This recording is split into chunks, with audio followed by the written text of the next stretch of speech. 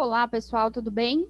Hoje, então, a gente vai começar ali dar uma sequência, né, à fisiologia gastrointestinal, ao trato gastrointestinal, e vamos falar especificamente da motilidade, né, de todo esse tubo gastrointestinal, que nada mais é que um tubo,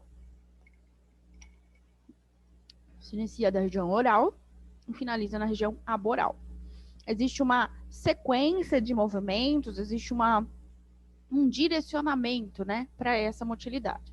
Em cada segmento, essa motilidade vai ter um nome, um mecanismo, né, de ação das células, dos tecidos que participam e um objetivo, muitas vezes até diferente, tá? Então, a gente vai falar do movimento gastrointestinal geral de todas as espécies.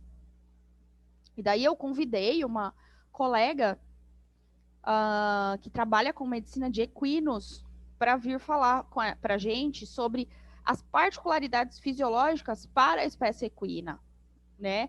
Que é um pouquinho diferente. Equino e ruminantes, mas ela vai falar especificamente dos equinos, que dependem muito de uma fisiologia de motilidade, de movimentação gastrointestinal, para manter a viabilidade de um modo geral, de todas as outras.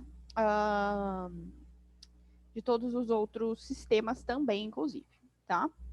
Bom, o objetivo da movimentação nada mais é que forçar, né, encaminhar o alimento para que ele progrida da região oral até a região aboral. Se a gente fosse esticar todas essas estruturas que compõem o trato gastrointestinal, a gente teria um tubo muito grande, muito grande, né? Então, por conta disso, essa movimentação é muito importante para fazer com que o bolo fecal, o bolo alimentar, o quimo, enfim, em cada segmento ele vai levar um nome diferente, que ele progrida de um segmento para o outro. O direcionamento dessa progressão vai ser sempre nesse sentido, de oral para aboral.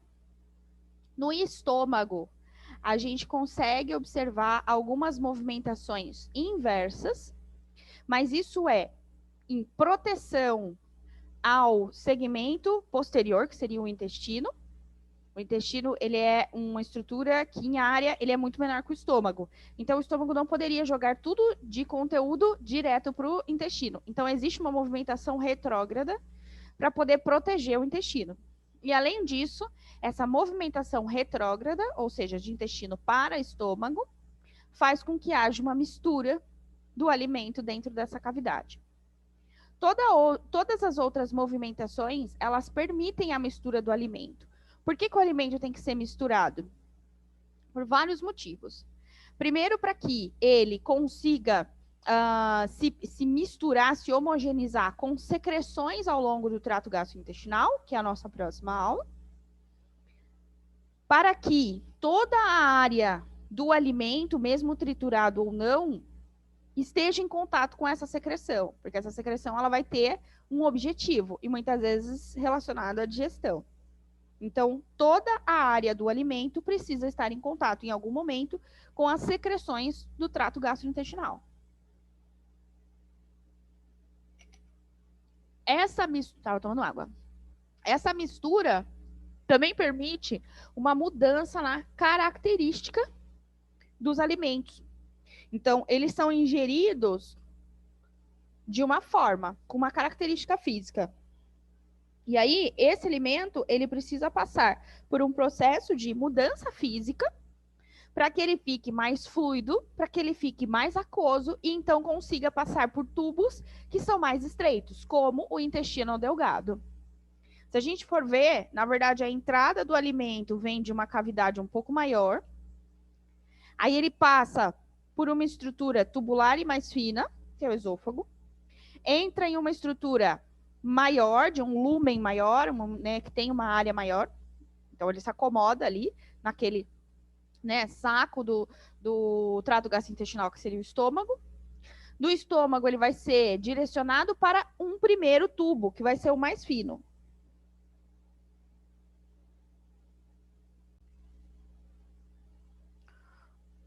O controle de toda essa movimentação é feito por dois sistemas, conforme a gente discutiu na aula passada.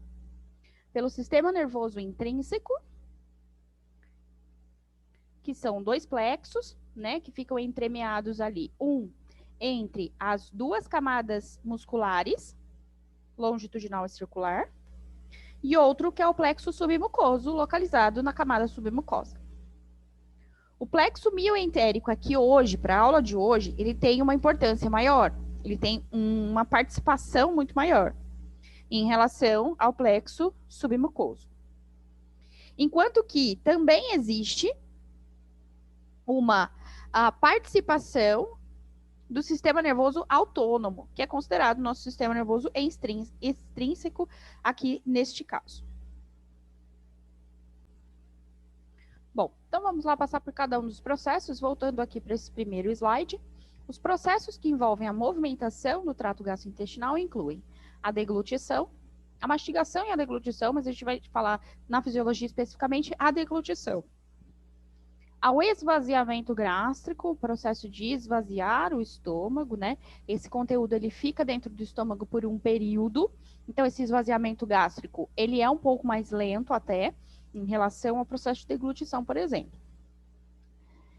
2 processos de movimentação, a movimentação tanto gástrica quanto entérica, e a defecação, que é o processo de expulsão, né, de todo o resíduo, de tudo que sobrou durante o processo de absorção, digestão e tudo mais ao longo do trato gastrointestinal, tá?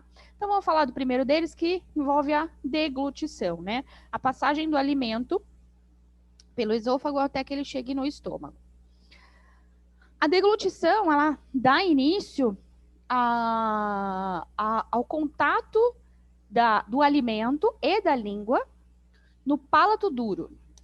Então, na cavidade oral, existem receptores de origem sensorial que reconhecem a presença do alimento e então dão início a esse processo de deglutição. Esses receptores estão localizados no palato duro da cavidade oral. Então, quando a língua empurra o alimento para essa região, quando a gente vai jogar o alimento para a faringe, esses receptores são então ativados, certo? Bom, vamos entender então nesse desenho maravilhoso, meu cachorro maravilhoso, SRD, né? Dá para vocês verem que é bem característico de sem raça e sem nenhum cunho artístico definido, né? Vamos entender aqui qual que é o processo desse início do reflexo da deglutição. Ele é um processo um tanto complexo, né? Então, por isso que cirurgias relacionadas à região de faringe, a orofaringe, né? Regiões de garganta, por isso que hoje existem médicos especialistas só nessa área. Por quê? Porque o processo de deglutição não é só simplesmente um músculo contrair. Existe todo um caminho de resposta, ativação sensorial e resposta motora, né? Existe uma dancinha, né, da musculatura ali naquela região para que esse alimento não vá parar na cavidade errada, como a traqueia. Então, por isso que esse processo é um pouco mais complexo. Bom, aqui então, lá na cavidade oral, né, do nosso paciente, existem receptores sensoriais ali no palato duro. Esses receptores, eles ativam uma primeira via sensorial relacionada a um nervo, que é o nervo trigêmeo. Então, o nervo trigêmeo é o primeiro a ser ativado nesse processo. Então, quando o alimento ele encosta no palato duro, ele ativa esses receptores, e então a gente inicia esse processo de reflexo da deglutição, né? A primeira etapa ali do reflexo da deglutição. Então, o nervo trigêmeo, nesse segmento, ele está relacionado à parte sensorial. Bom, o nervo trigêmeo, então, que foi ativado aqui nessa região, ele tem a sua terminação nervosa diretamente relacionada à medula oblonga, tá? Bonitinha aqui desenhada, maravilhosa, a professora Marta iria amar esse meu desenho, que mais parece uma bunda de uma formiga do que uma medula oblonga. Mas baixa um pouquinho o Picasso aí na cabeça de vocês, dá uma apertadinha no olho que vocês vão ver que é uma medula oblonga, tá? É o nosso tronco encefálico. Então, exatamente a medula oblonga, ela é muito importante. Vocês vão ver a gente falar muito dela, né? Em processos que estão relacionados a funcionamento de órgãos que estão completamente longe dela. Então, existem segmentos específicos na medula oblonga que cada segmento vai participar de uma ação específica. Então, o nosso tronco encefálico é extremamente importante para funções de homeostase, né, orgânica.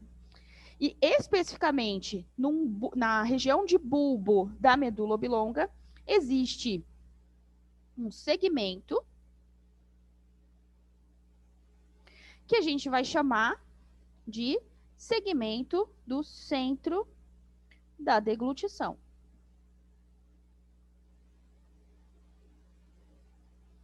A terminação aqui nervosa do nervo trigêmeo ativa esse centro da deglutição. E no centro da deglutição, nós vamos ver que existem 2 neurônios que estão relacionados à resposta dessa ativação sensorial. Então, primeiro, existe uma passagem, né, uma ativação sensorial pelo nervo trigêmeo. O centro da deglutição, então, é ativado e a resposta é devolvida, né, gerada por 2 nervos diferentes, que é o nervo vago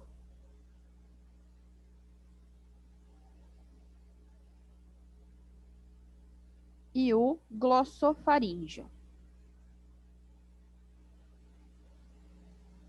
Os 2 em conjuntos, né, o conjunto da ativação dos 2 é que vão gerar todo o início da movimentação do reflexo da deglutição, tá? Então, por exemplo, o nervo glossofaríngeo está mais relacionado à base da língua e à região ali cranial da faringe. Então, existe uma relação diferente entre eles com relação ao local onde eles vão agir. Porém, os 2 em conjunto vão fazer o que de reflexo a essa deglutição? O que é que a gente observa de efeitos aqui? Deixa eu ver se eu coloquei. Coloquei. Eu ia escrever, mas eu coloquei no próximo slide. Esse reflexo, então, ele é direcionado, apesar de eu ter feito o axônio aqui, mas ele é direcionado para a mesma região, para a região caudal ao palato duro, tudo o que envolve a faringe. Então, quais são os reflexos que a gente observa dessa ativação do centro da deglutição? Tanto o nervo vago quanto o nervo glossofaríngeo. Eles promovem contrações, né, rítmicas e sequenciadas da musculatura da faringe, fazendo com que haja um isolamento da região de nasofaringe, que é aquela região que direciona o ar para dentro da traqueia.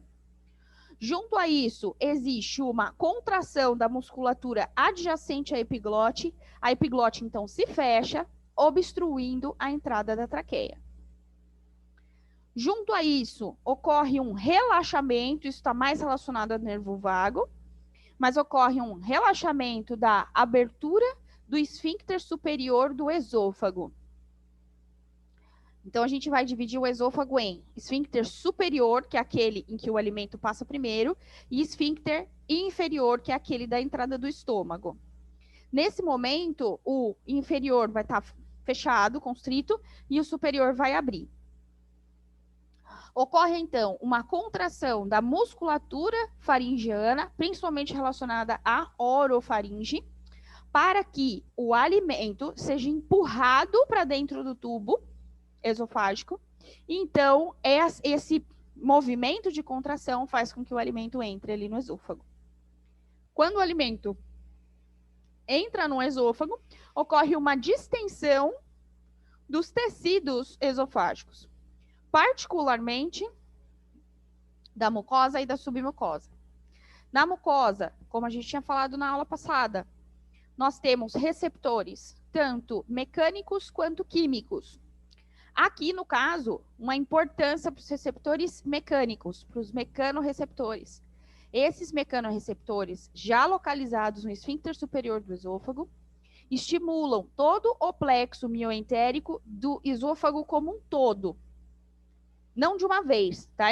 Ele é segmentar, mas ele estimula o plexo mioentérico e então dá início a uma contração, tanto longitudinal quanto circular, para que o alimento seja progredido, empurrado por todo o esôfago até passar pela entrada do estômago. Então, são esses os eventos que compõem o nosso processo de deglutição. Chegando no estômago, esse alimento, ele permanece por um tempo na região de fundo do estômago, passando na sequência para o corpo, tá? Então, aqui eu fiz uma divisão, óbvio, não tão bonitinha quanto na anatomia, mas só, né, uma divisão fisiológica do estômago. A entrada dele, aquilo que se conecta com o esôfago, é o cárdia. É uma região muscular, então isso seria o esfíncter inferior do esôfago. É uma região muscular, é uma região que se fecha e se abre em determinadas ocasiões. Aqui no caso, logo depois da deglutição, o alimento, quando exerce uma pressão aqui sobre o cárdia, faz com que ele relaxe, então ele vai passando aqui para dentro do estômago.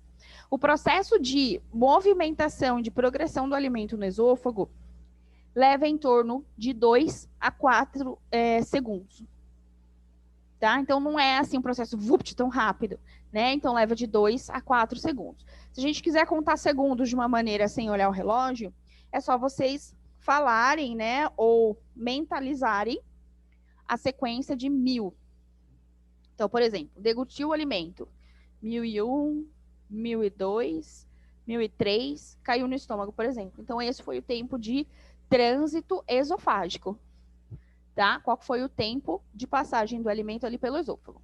Bom, passado então do cárdia, o estômago ele vai ser dividido, e aí existe uma particularidade com relação a essas divisões em cada espécie, que isso é mais discutido lá com a professora Marta, tá? Mas de uma maneira funcional, a gente tem uma área que é considerada de fundo. A área de fundo, ela recepciona o alimento, o corpo do estômago, e o antro do estômago. O antro, a região de antro do estômago é muito importante porque ali existem movimentações retrógradas, como eu tinha falado para vocês. Então, nessa região existem receptores que fazem com que a movimentação seja ao contrário. A movimentação aqui sempre vai ser do fundo para o antro.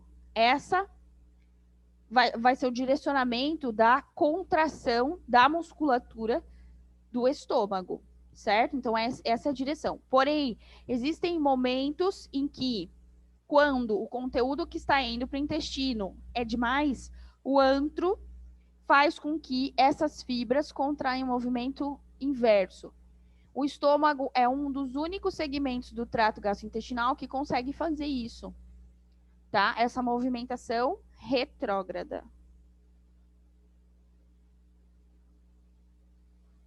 Bom, passado um tempo desse conteúdo dentro do estômago, ele vai sofrer, né, um processo de digestão, que a gente vai falar um pouquinho mais quando a gente for falar de secreções gástricas, que estão mais relacionadas à digestão. Aqui é mais mesmo a movimentação.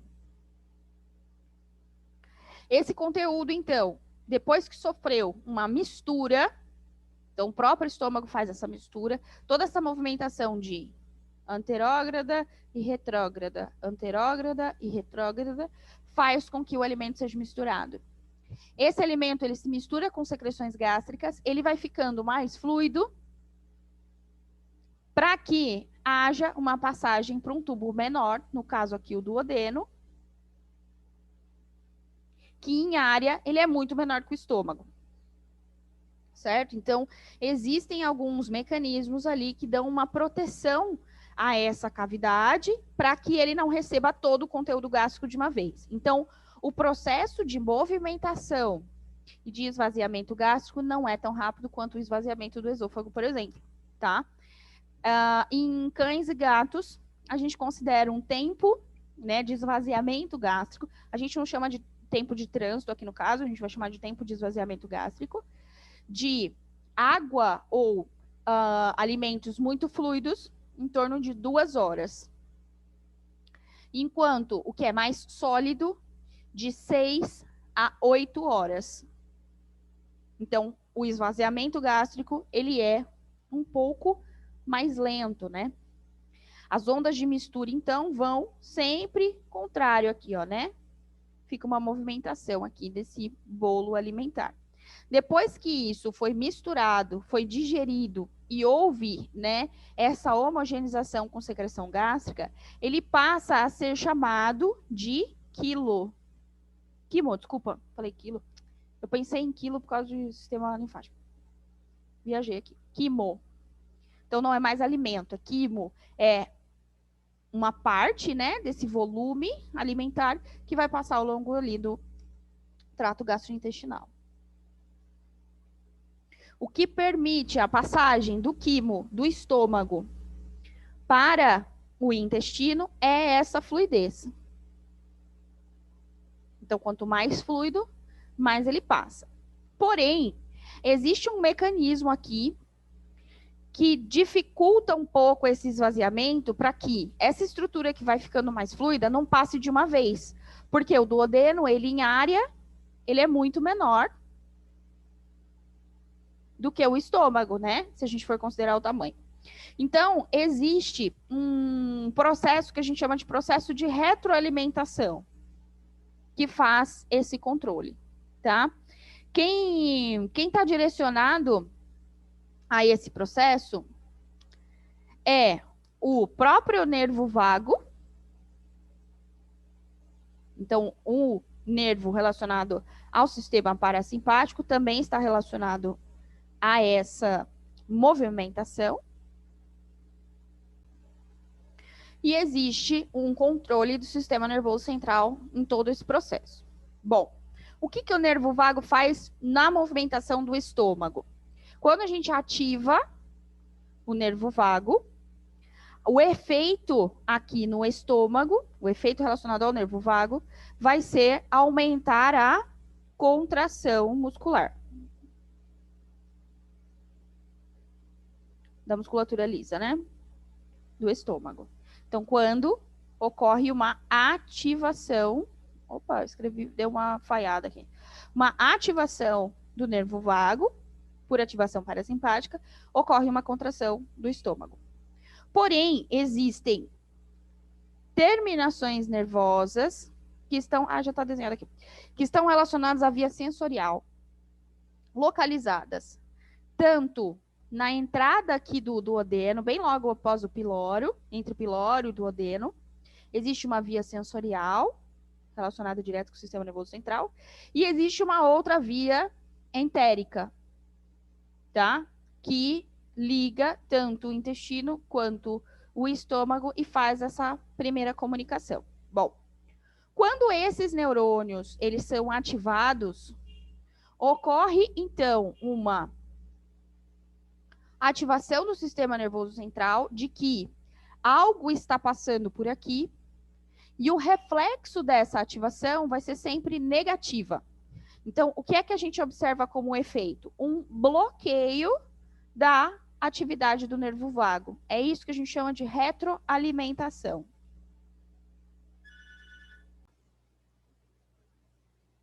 O bloqueio do nervo vago, então, porque assim, o efeito do nervo vago sobre o estômago é aumentar a contração da musculatura lisa.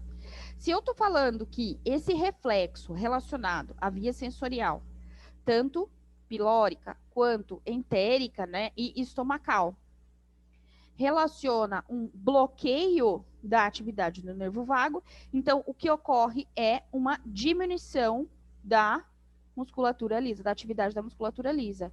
Então, ocorre um relaxamento dessas fibras. Por que que isso é ativado? Porque se nessa região de entrada do duodeno percebe-se que o processo de passagem do conteúdo do estômago para o duodeno precisa ser mais lento, então é como se eles falassem para o sistema nervoso central, ó, dá uma paradinha aí, porque tá vindo demais e agora eu preciso de tempo para trabalhar aqui. Porque aqui no duodeno ocorre um processo, né, de mudança de pH, de digestão, né, em que muitas vezes necessita de tempo. Quais são os processos que ativam essa via sensorial? Além da presença do alimento, o que mais ativa essa via sensorial é a mudança de pH, então pH muito baixo, ou seja, ácido, que está relacionado à secreção do estômago. Então, se vem pouca quantidade, o pH dá tempo disso ser mudado, porque no duodeno ocorre mudança desse pH.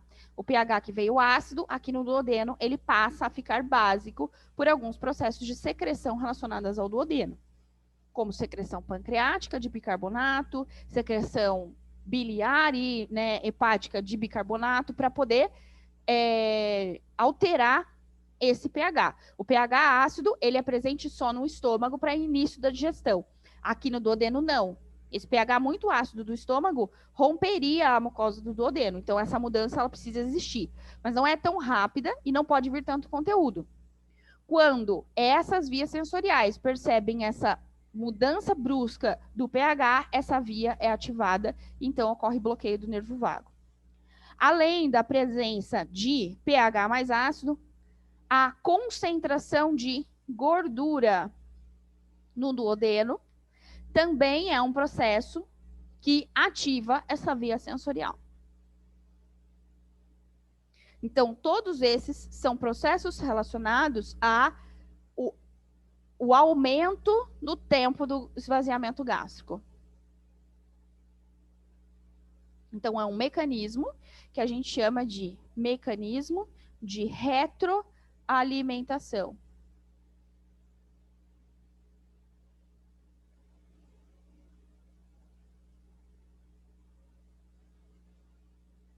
É onde a movimentação gástrica é cessada por conta de uma atividade relacionada ao duodeno, ao segmento logo após ele, certo? Então, o esvaziamento gástrico, ele pode sofrer uma alteração mediante todas essas alterações.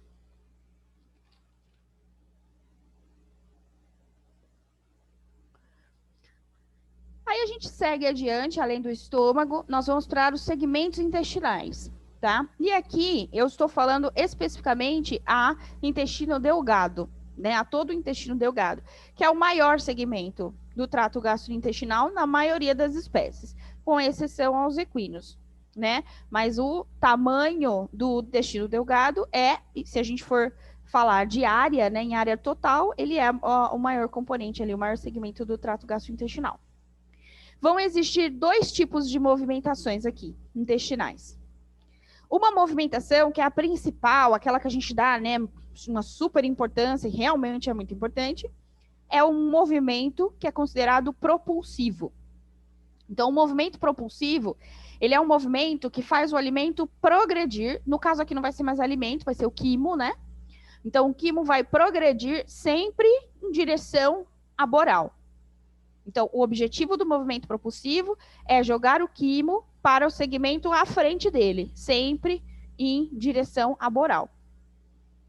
O movimento nunca vai ser retrógrado aqui, nunca. Se é retrógrado, isso é patológico, tá? Esse movimento, ele leva um nome. O nome do movimento propulsivo do intestino é peristaltismo. E aí existe um outro movimento do intestino, que ele pode ser, não necessariamente ele vai seguir uma direção, ele pode ser segmentar. Então, vários pontos do intestino podem fazer o mesmo movimento ao mesmo tempo, que a gente chama de movimentos segmentares. É um movimento que a característica dele é promover a mistura e a divisão do quimo. Então, por exemplo, quando tudo está ficando muito embolado, esses movimentos são ativados para poder espalhar um pouco a estrutura, todo o quimo, né? Todo esse conteúdo no lúmen intestinal. Vamos falar em primeiro do movimento propulsivo, que é o peristaltismo, tá? Deixa eu ver, só não lembro se eu coloquei. Ah, eu coloquei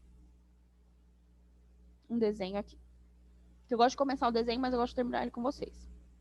Então, o movimento propulsivo, ou seja, o peristaltismo, ele vai ter sempre uma mesma direção. Qual direção é? De oral para aboral. Existe um tempo desse trânsito. Então, existe um tempo de trânsito total do trato digestório inteiro e existe um tempo de trânsito só do intestino, que é o que mais leva tempo. Tá? Leva muito mais tempo essa movimentação intestinal do que o dos outros. Sempre a direção vai ser de oral para boral. Bom, no tubo intestinal, como é que funciona esse peristaltismo? Qual é a sequência disso? A contração da musculatura lisa no trato gastrointestinal, ela não é tão rápida se a gente for comparar com as outras contrações, tá? Então, na aula passada tem até um último gráfico, acho que é o último gráfico da aula, se eu não me engano, de comparação entre as contrações musculares. Então, a contração muscular mais rápida, né, em tempo de ativação e de contração final, é a musculatura esquelética. Aí, na sequência, vem a musculatura cardíaca. E, por último, a musculatura lisa é aquela que demora mais tempo, tanto para ser ativada quanto para ser finalizada, tá?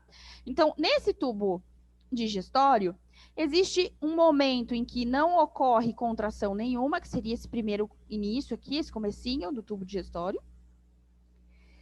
E aí, na sequência, ocorre uma contração peristáltica. Essa contração peristáltica, ela tem um movimento que é um movimento circular e longitudinal.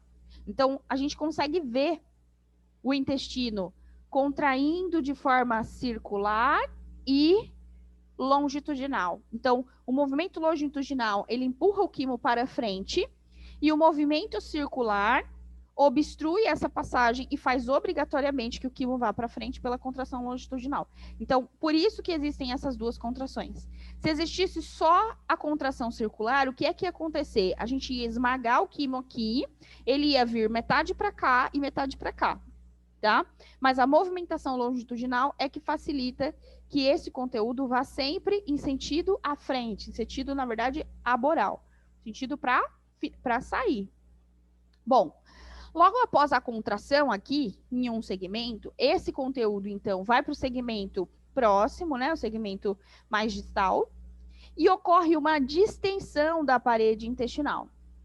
Essa distensão da parede intestinal, nesse ponto específico, ativa receptores, que aqui no caso são sensíveis à distensão, que são mecanorreceptores. Quando esses mecanorreceptores são, então, ativados, eles promovem uma ativação do plexo mioentérico. O plexo mioentérico ativado, ele promove a contração muscular por ativação de neurônios motores excitatórios, né? Quanto tempo leva esse processo de distensão, ativação dos receptores, estímulo e contração na sequência? Porque o que está acontecendo aqui, ó, é a contração na sequência. Esse processo leva em torno de 5 segundos. É lento, né, se a gente for pensar. Então, não é tão imediato assim. Então, 5 segundos depois, o que é que a gente observa nessa alça? Uma contração do segmento que foi distendido, um relaxamento do segmento que estava contraindo e uma distensão do segmento do segmento distal, né? Logo após aonde foi distendida. Então, por isso que a movimentação, o peristaltismo, ele vai ser sempre dessa forma, ó. Um lado contrai, outro distende. O que distendeu contrai, o outro distende, e assim por diante. Em todo o segmento intestinal. Não é um pequeno segmento por vez, tá? O intestino inteiro faz essa movimentação. Mas não é ele inteiro que contrai e depois relaxa, não. É uma parte, outra parte, uma parte, outra parte, uma parte, outra parte. E isso faz com que o conteúdo, então, aqui no lumen intestinal, sempre progrida para a região aboral. Bom, por que que essa comunicação, ela não precisa ser de célula a célula? Por causa daquilo que a gente falou na aula passada, né? O plexo mioentérico é quem vai ser ativado. Então, quem faz aqui o estímulo sobre esse plexo é a distensão. Certo? Ativação de mecanorreceptores ativa esse plexo mioentérico. E aí, por uma única comunicação com uma célula muscular, ele promove a contração de células vizinhas. Como? Através de junções comunicantes. Então, não existe uma terminação nervosa para cada célula da musculatura lisa gastrointestinal. Não. Essa comunicação, ela funciona como um telefone sem fio. Uma vez que uma célula foi ativada, e aí essa ativação é feita por troca de íons de carga positiva, então tanto sódio quanto cálcio. E essa troca, então, vai passando de uma célula para outra por essas junções comunicantes. A sequência vai ser sempre, né? Nunca fibras longitudinais vão contrair junto com fibras circulares. Primeiro ocorre uma despolarização das longitudinais e, na sequência, também existe uma relação aqui entre os dois segmentos. Então, na sequência, ocorre a contração circular. E a contração circular é que a gente vê esse anel sendo formado no intestino. Além de mecanorreceptores, o que é que a gente observa como receptores que conseguem detectar que a contração tem que ser iniciada? Então, os mecanorreceptores são sensíveis à distensão.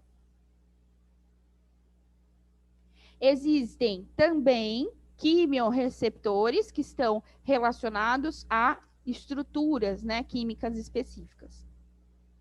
E além disso, ao longo de todo o intestino, existem receptores, que são quimiorreceptores também, então existe uma relação desses dois aqui, que são sensíveis à presença de toxinas produzidas no lumen intestinal e a citocinas inflamatórias. Essas citocinas inflamatórias, elas podem ser produzidas por células do sistema imune intestinal. Então, na presença de um patógeno, por exemplo, essas células, elas iniciam um processo, né, quimiotático e podem liberar citocinas inflamatórias. Essas citocinas inflamatórias são o suficiente, não precisa nem ter distensão, mas elas são o suficiente para ativar quimiorreceptores. Por que é importante a gente saber disso? Qual que é um efeito, um sinal clínico comum quando a gente está com intoxicação alimentar ou quando a gente está com infecção intestinal? Um efeito que é extremamente comum nessas situações é a diarreia e a mudança da característica das fezes por um aspecto mais aquoso. Por que que isso acontece? Não é o patógeno diretamente que causou essa liquefação do conteúdo fecal. Na verdade, o que causou isso foi o próprio intestino, o próprio tecido intestinal, por causa dessa ativação de quimiorreceptores e de um aumento da atividade muscular. Então, aumento da atividade muscular gera diminuição de trânsito, caracterizado pela diarreia. Quanto menor o tempo de trânsito intestinal, menor vai ser a absorção de água. Se eu tenho menor absorção de água, o que é que vai sair nas fezes? Muito mais água do que deveria. Então, essa é uma das características da diarreia. Tá? Então, isso é super importante quando vocês forem estudar algumas doenças relacionadas ao trato gastrointestinal. Por que que o paciente com intoxicação alimentar tem diarreia? Porque está tentando expulsar tudo. Não é isso. Na verdade, é que as toxinas produzidas por aquela alimentação, né, que no caso gerou toxinas prejudiciais, estimularam algo que já é fisiológico a trabalhar mais vezes. Então, é por isso que o indivíduo pode ter diarreia na sequência, tá? Os quimiorreceptores intestinais, além disso, também são sensíveis a aminoácidos, a presença de aminoácidos, a proteínas, a carboidratos e um pouco menos a lipídios, tá? O duodeno é mais sensível à presença de lipídios. O intestino delgado como um todo é um pouco menos. Mas existe uma relação daí desse evento com a toxicidade ou mecanismos patógenos. A direção dessa comunicação entre as células vai ser sempre de região oral para a região aboral. Então, a propagação também segue um direcionamento. Escrevi errado. Eu falo e escrevi errado. Propagão não existe. Propagação. Propagação. Do potencial de ação vai ser sempre nessa direção. E além dessa direção, também vai ser sempre daqui para cá. Não é todo mundo junto que despolariza. Os movimentos segmentares, então, ao invés de ser aquela sequência de um contrai, o outro distende, um contrai, o outro distende, os movimentos segmentares, eles acontecem em segmentos específicos do intestino delgado ao longo do dia. Então, o nosso intestino faz esses movimentos em um determinado ponto ali, um determinado centímetro do intestino, certo? Esses movimentos, eles podem ser extremamente regulares. Então, pode ser assim, ó. Uma movimentação aqui, outra movimentação aqui, outra movimentação aqui. Aí vai ter contração, contração, contração. Certo? Sempre regulares. Eles podem ser irregulares, então, hora contrai, hora fica relaxado, hora contrai, hora fica relaxado. Depende um pouco do tipo de ingesta, né? De qual que é a atividade ali desse intestino. Esses movimentos, eles são sempre juntos. Então, ao mesmo tempo que isso está acontecendo, isso está acontecendo, isso está acontecendo. Tá? Sendo que, na verdade, o peristaltismo vai ser sempre uma sequência. É esse, depois esse, depois esse, depois esse, depois esse. Tá? Em segmentos longes, a gente vê uma contração aqui e outra aqui, muito longe. Mas isso não tá relacionado à propagação de potencial de ação daqui para cá. Não é tão distante assim. Tá? Esses movimentos eles servem para misturar o alimento e segmentar ele. Então, o quimo que estava passando por aqui em maior quantidade, aqui ele vai ser dividido em menor, menor e menor. Tá? Então, ele vai ser segmentado nesses pontos de contração constante. Isso não acontece direto, né? Acontece algumas vezes ali ao longo do dia. Entre segmentos intestinais, então agora a gente vai passar de movimento de intestino delgado para movimento de intestino grosso.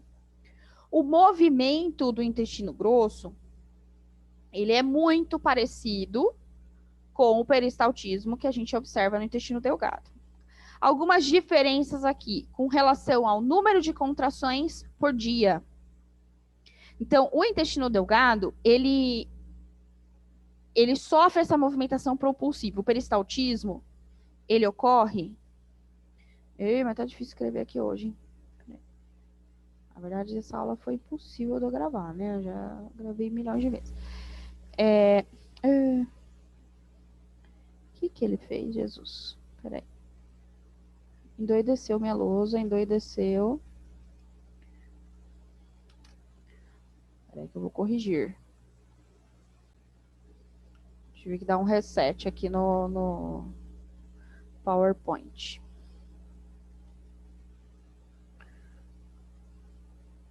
Então, o peristaltismo no intestino delgado ocorre 95% do tempo, contado em 24 horas. 95% do tempo ele está sempre contraindo. Em maior ou menor intensidade, dependendo da atividade do sistema nervoso autônomo. Tá? Existem células ao longo do intestino delgado que promovem essa velocidade. Né? Quem são essas células? São as células intestinais intersticiais. Oh, gente, tá difícil.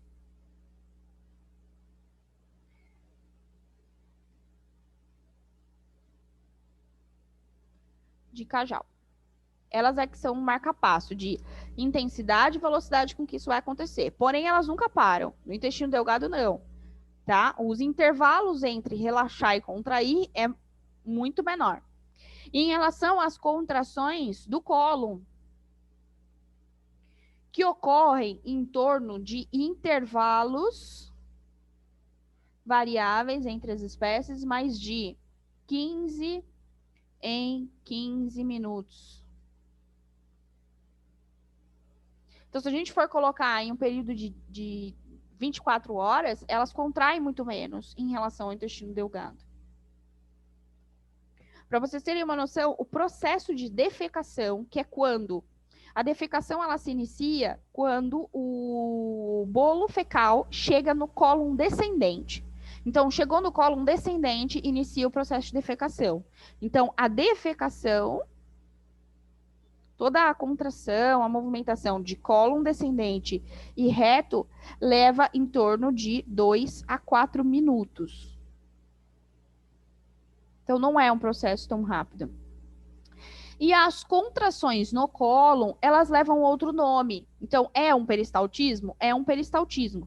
Mas como os movimentos, eles são maiores e são mais espaçados, a gente chama esses movimentos, né, peristálticos de saculações. Ou, eu odeio esse outro nome, eu odeio até falar, austros. Eu acho feio, sei lá. Então, saculações ou austros é a movimentação, né, peristáltica relacionada ao cólon, ao intestino grosso.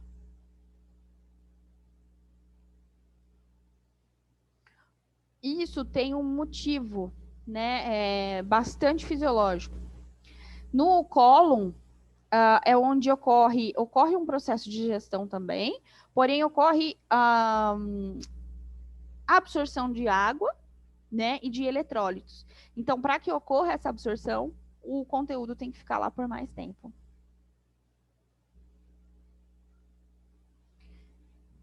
Esse conteúdo agora é chamado de caiu no intestino grosso, isso é bolo fecal, tá? Conteúdo fecal.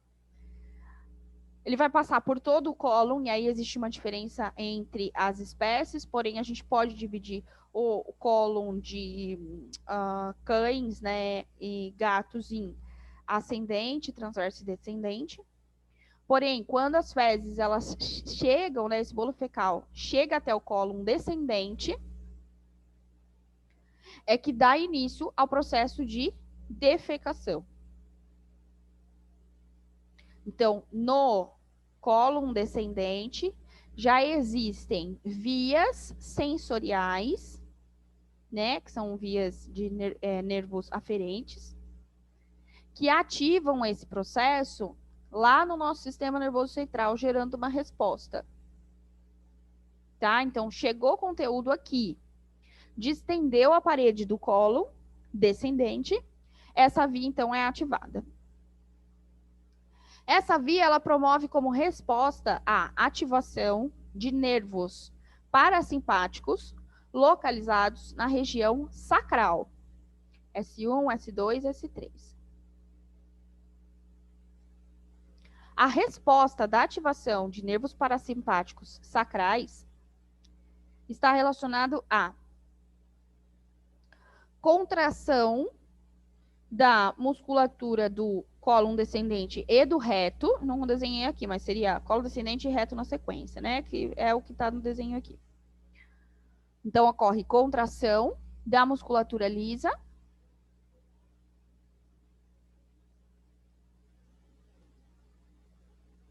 de cólon descendente e reto.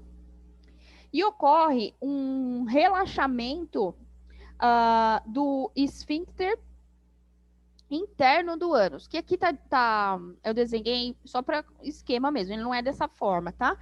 Eu tentei desenhar diferente para que vocês entendam que são estruturas diferentes relacionadas ao sistema nervoso central. O esfíncter, então aqui já seria o ânus para a saída das fezes. O esfíncter anal interno é uma musculatura, porém é uma musculatura de característica involuntária. Ele é mais liso do que esquelético. Então, essa contração da musculatura lisa do esfíncter interno é ativado pelo nervo parasimpático sacral. Enquanto que existe um esfíncter externo do ânus, que é o vermelho, que ele não tem a musculatura lisa e só estriada esquelética. Qual que é a diferença, então, disso? Esse esfíncter externo, ele não é ativado por esse reflexo sensorial. Porque aqui em azul é tudo que é involuntário. A gente não consegue controlar o nosso cólon, a gente não consegue controlar a musculatura do reto. A gente não consegue. Isso quem ativa é a via aqui eferente relacionada a nervos parasimpáticos sacrais. Porém, o músculo do esfíncter externo somos nós que controlamos por essa via, né, relacionada ao nosso córtex consciente. Então, nós conseguimos controlar essa contração da musculatura esquelética da saída do ânus, através da ativação do nervo pudendo. Então, o nervo pudendo é quem faz essa ativação. E isso é totalmente voluntário.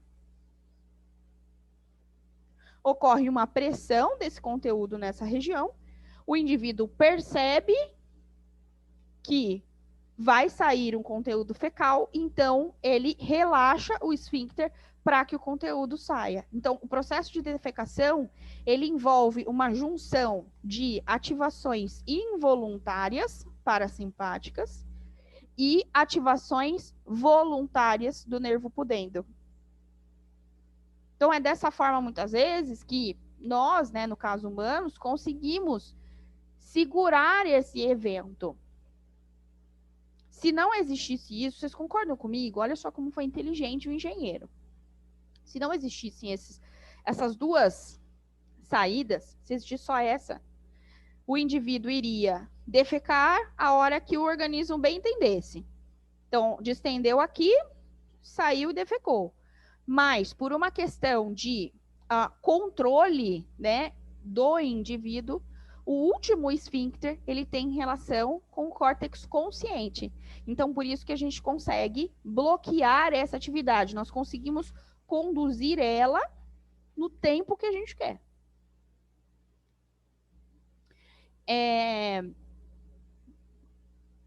Não sei se eu falo isso agora ou se vai confundir a cabeça de vocês, mas acho que dá para falar. Não é tão fisiológico, né? Mas a gente consegue sempre linkar algo da fisiologia com algumas patologias. Mas, por que algumas pessoas que estão estressadas ou passando por período de estresse, eles notam uma dificuldade nesse processo de defecação, tá? É muito comum algumas pessoas falarem assim, nossa, eu tô estressada, faz tempo que eu não vou no banheiro. Uma via que está relacionada aqui, que bloquearia os nervos sacrais parasimpáticos, é o simpático, certo? Acho que até nesse desenho dá para a gente entender um pouco melhor, ó. Então, eu vou relacionar o desenho aqui que fica um pouco melhor. É que é legal de saber dessas coisas, porque às vezes até vocês são pessoas que são muito nervosas, vocês estão tendo problemas com isso, você precisa muitas vezes tentar inverter ali a sua via de automaticidade. A gente não consegue, mas talvez com um pouquinho de treino a gente consiga equilibrar um pouco mais. Então aqui, ó, eu adoro essa figura. Ela tá até rabiscadinha porque é de um livro meu, né? Então eu rabisquei para poder ficar mais explicativo. É uma figura do Guyton, Tratado de Fisiologia Veterinária. Aqui ele correlacionou os pontos de controle central, da onde sai o neurônio e qual é o ponto que ele controla com o sistema nervoso simpático e o sistema nervoso parasimpático. Então, ele fez uma relação desses dois sistemas, né? Da onde sai essa inervação e até onde ele chegaria, tá? Então, em laranja, nós temos a divisão ali do sistema nervoso parasimpático. Então, quem é que controla esôfago, estômago, intestino delgado, até a transição entre delgado e seco, é o nervo vago, tá? Então, o nervo vago, vocês vão ver que, nossa, ele participa de muitos controles, né, autonômicos. Então, ele é um nervo que está relacionado ali ao tronco encefálico, e ele passa por toda a região cervical e chega até esses segmentos. Olha que lindo, maravilhoso que ele é. E, inclusive, em algumas cirurgias torácicas, a gente vê ele, né? Então, por exemplo, quando a gente vai fazer uma cirurgia para PDA, que é persistência de ducto arterioso, ou quando a gente vai fazer uma cirurgia para oclusão de quarto arco aórtico, que são anéis vasculares que nasceram no lugar errado, essa cirurgia ela é torácica, você tem que abrir o tórax.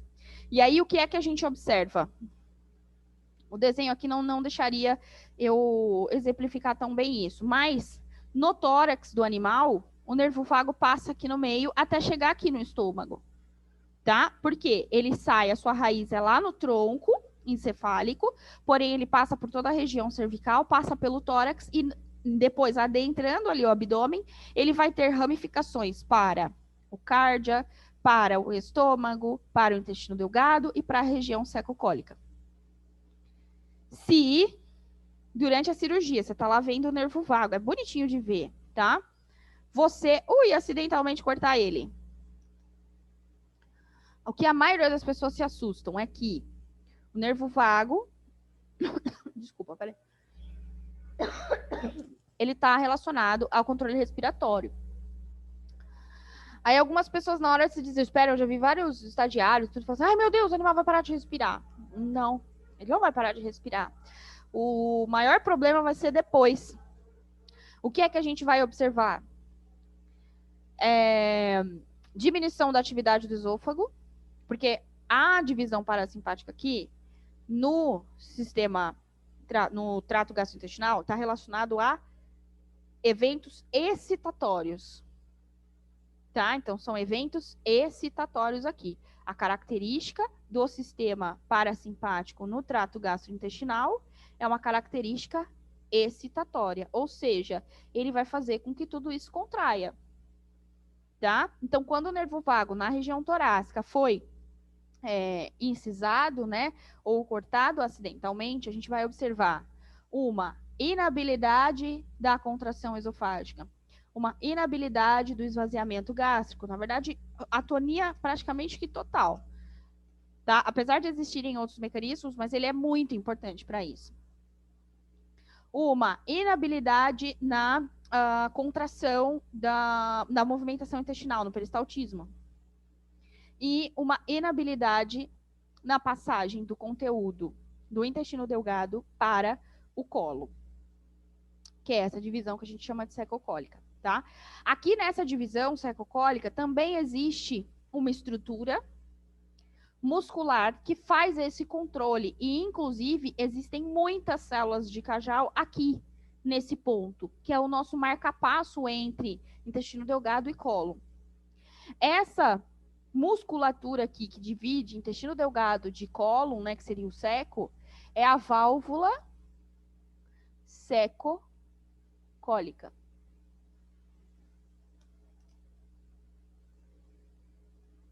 Então, a válvula secocólica é que faz esse controle, porque o intestino não fica todo aberto.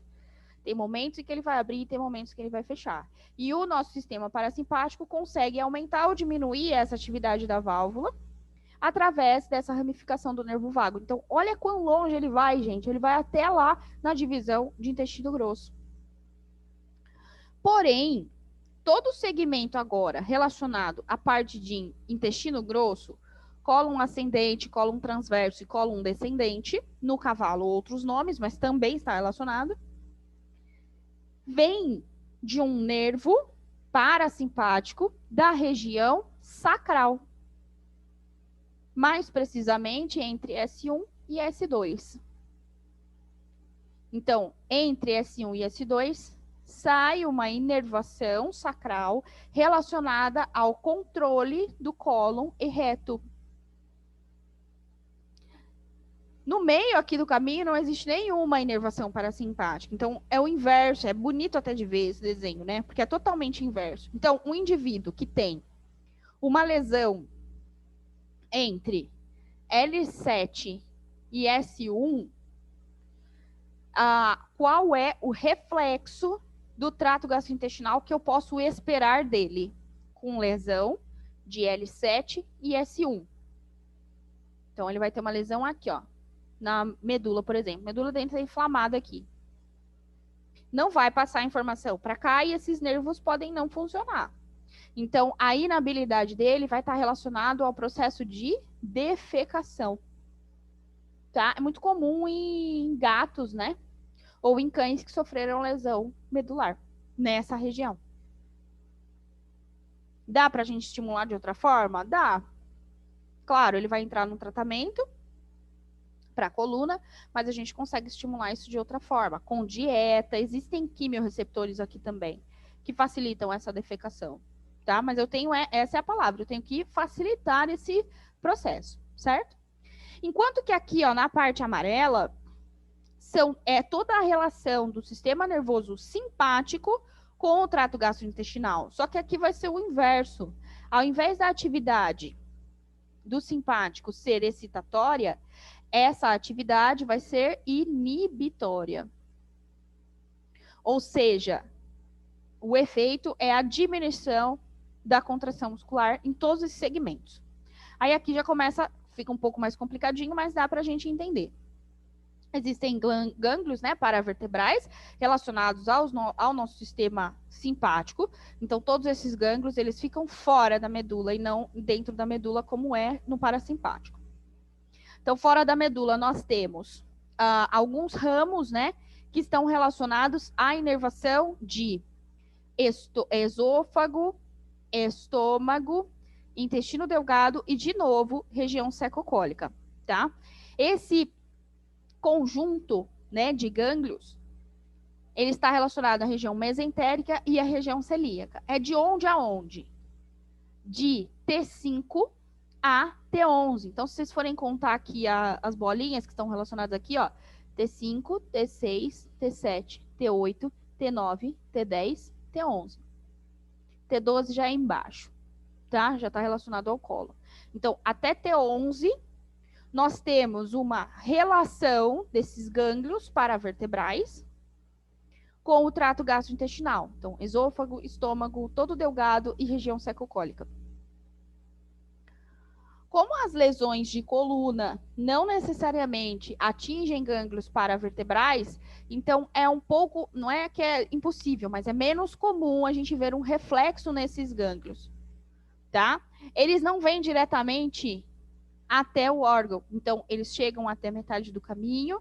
Existe um conjunto, né, de outros neurônios aqui. Então, os neurônios pós-sinápticos do sistema simpático, só relembrando lá a nossa revisão, né, do sistema nervoso autônomo. Os neurônios pós-sinápticos do sistema simpático, eles não são curtos, eles são mais longos. Então, por isso que existe um conjunto aqui no meio do caminho. Aqui no parasimpático, ele é muito próximo, ele é intramural. Ele é muito próximo à estrutura que ele vai inervar. Então, existe sim um neurônio pré e um neurônio pós aqui. Porém, aqui no simpático, ele é mais longo. Então, é um curto, do paravertebral até o meio do caminho. E aí, ele vai levar um nome de acordo com a localização. Então, existe um conjunto de neurônios pós, que são chamados de gânglios mesentéricos. O conjunto dos corpos, né, neurais nessa região são chamados de gânglios mesentéricos. Que aí eles são divididos em 3. Gânglio mesentérico celíaco, gânglio mesentérico cranial e o caudal. O celíaco, então, é responsável pela inervação de esôfago, estômago, intestino delgado e região secocólica. Enquanto que o gânglio cranial está relacionado ao cólon ascendente e transverso.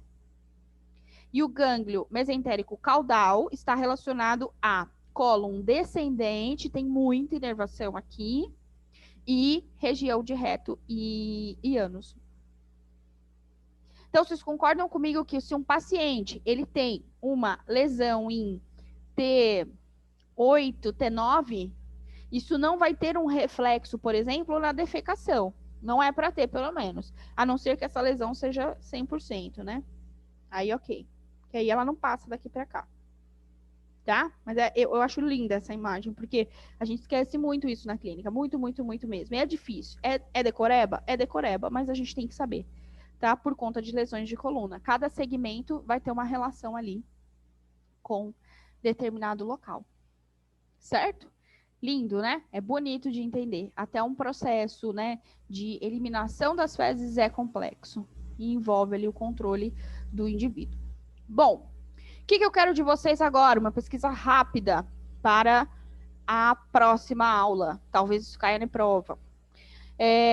Vocês vão pesquisar qual é o tempo médio, né, de trânsito gastrointestinal. E quando eu falo tempo de trânsito gastrointestinal, vocês vão ver que vai ter um tempo, tempo de passagem esofágica, tempo de estômago, eu quero tempo de tudo. Tá? Então, do geral, qual que é o tempo que leva de um alimento entrar, passar pelo estômago, passar por todo o intestino e sair, até defecação? Qual é o tempo de trânsito de cães e gatos, tempo de trânsito dos equinos e tempo de trânsito dos ruminantes? Sendo que, nos ruminantes, nós temos 3 representantes aí dessa classe. Os caprinos, os ovinos e os bovinos. Pode ser que tenha diferença ou não, vocês que vão me responder. Certinho? Então, essa é uma atividade para vocês desenvolverem aí até a outra semana. Beleza? Na semana que vem, então, teremos uma convidada para falar sobre os movimentos intestinais e as secreções, né, de trato gastrointestinal, particularidade dos equinos, o que é diferente nos equinos, o que é que a gente tem que saber nos equinos. Isso é muito importante quando vocês forem estudar semiologia ou se já estiverem estudando. Ok? Pessoal, um abraço a todos. Muito obrigada pela paciência.